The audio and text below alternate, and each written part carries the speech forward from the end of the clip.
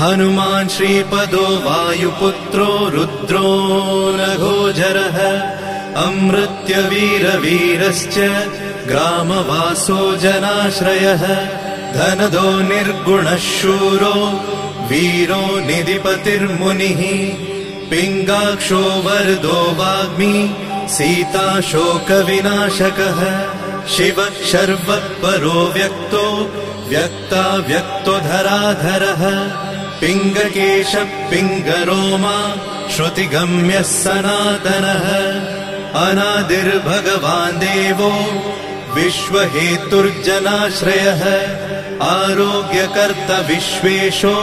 विश्वनाथो हरीश्वरः